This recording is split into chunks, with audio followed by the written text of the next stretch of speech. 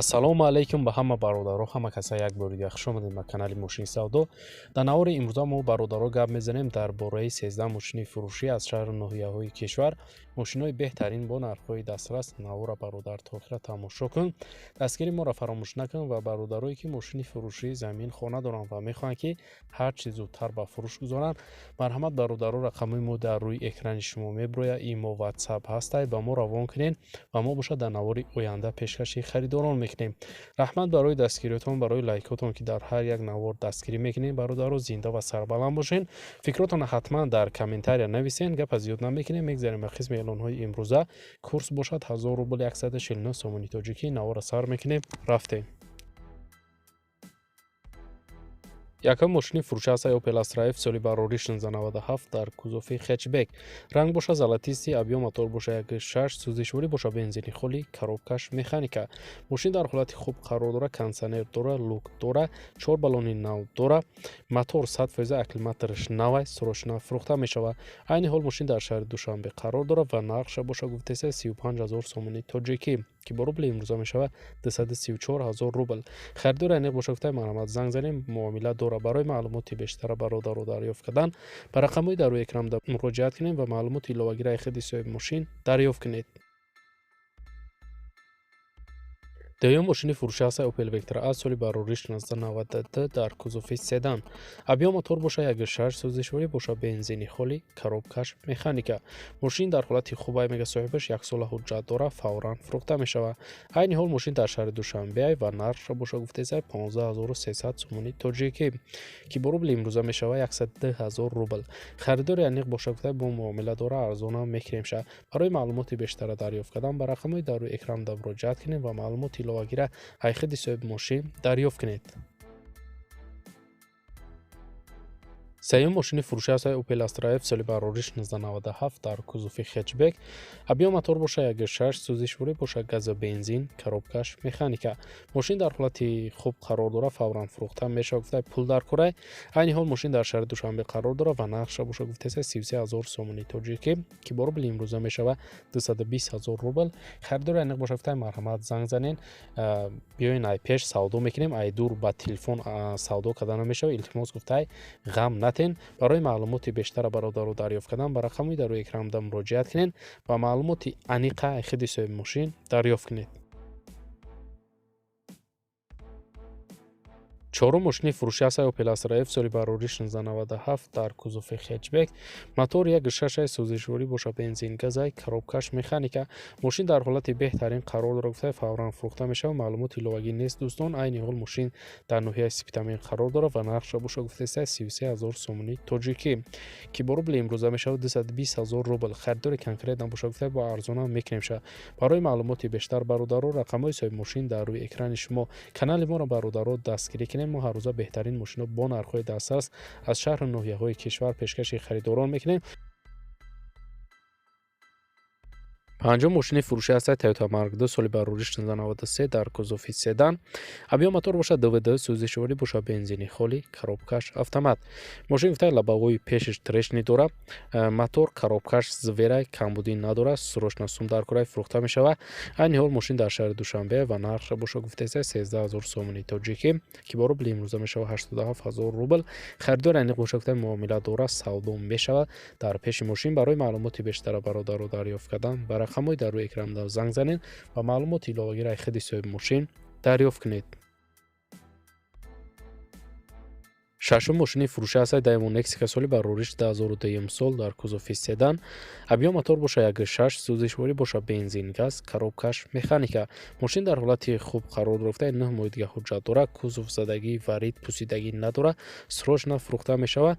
Айни ҳол мошин дар шаҳри Душанбе ва нархша боша гуфтаист 16500 сомони тоҷикӣ, ки бо рубли имрӯза мешавад 110000 рубл. харидори аниқ боша гуфта арзон мешавад. алиша мешавад вариантҳо дошта бошен, пешниҳод кунед. Барои маълумоти бештара дарёфт кардан бародаро, ба рақамҳои дар рӯи экран муроҷиат кунед ва маълумоти пурра ва аниқа ай худи соҳиби мошин дарёфт кунед. ҳафтум мошини фурӯшӣ ҳастаи Opel Astra F соли барорӣ 1697 дар кузофи хетчбек. Авио мотор бошад 1.6 сӯзишворӣ бошад, бензин, газ, коробкаш механика.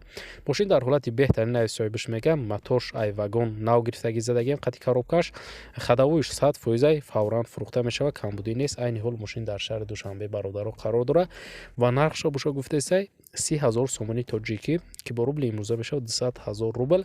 Харидори аниқ бошад гуфта бо арзонам мекунемша.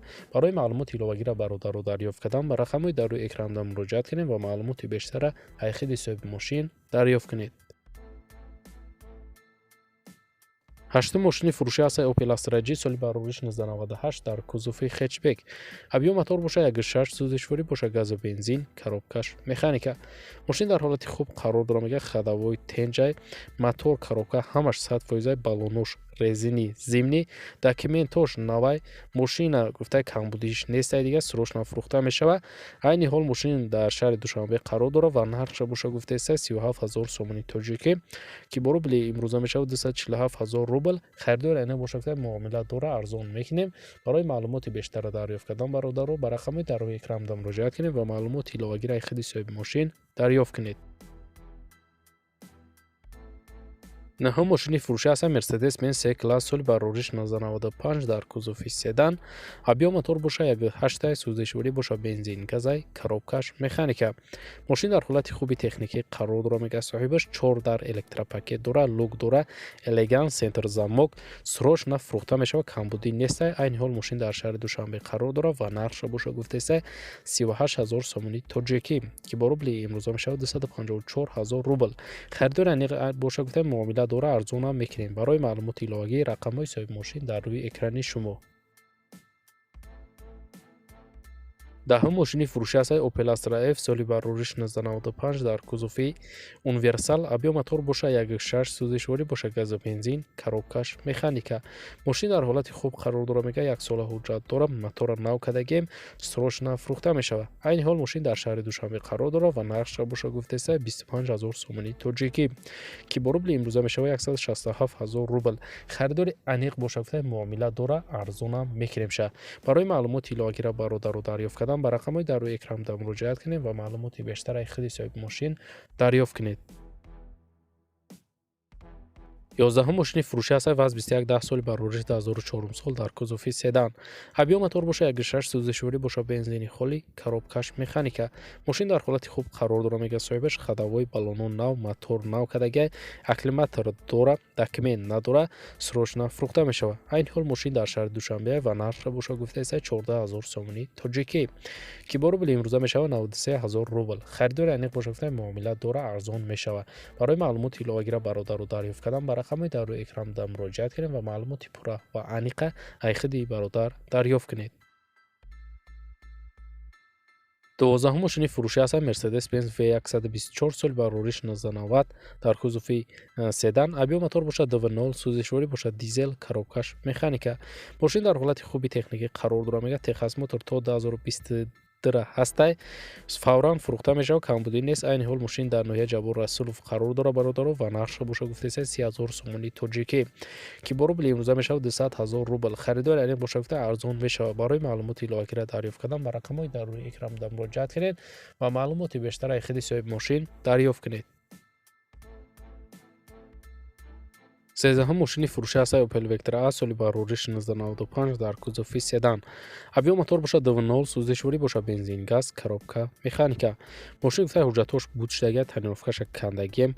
мошин гуфтаи пусидагӣ варид умуман надора, срочно фурӯхта мешавад. айни ҳол мошин дар шаҳри Душанбе қарор дорад ва нархша бошад гуфтесай 27,000 сомони тоҷикӣ ки бо рубли имрӯза мешавад 180,000 рубл. бародаро гуфтаи нархи охирша дига арзон намешавад. ин нарх фақат харидори аниқ занг бизана, беҳуда занг назанед. барои маълумоти иловагӣ бародаро рақамҳои соҳиби мошин дар рӯи экрани шумо метавонед занг занед ва маълумоти пурратара аз худи соҳиби мошин дарёфт кунед. ва бародарои азиз, дар ҳамин ҷо имрӯза эълонҳои мо мисли ҳар вақта ба анҷом мерасад. раҳмат ки навора то охира тамошо кардед. зинда ва сарбаланд бошед. бародаро дастгирии моро фаромӯш накунед. мо ҳар рӯза эълонҳои нав ба нави мошинҳои фурӯшӣ дорем. то навори оянда дар ҳар ки ҷое бошед, худтон эҳтиёт кунед. худованд нигаҳбони ҳар яки мо шумо бошад. хайр.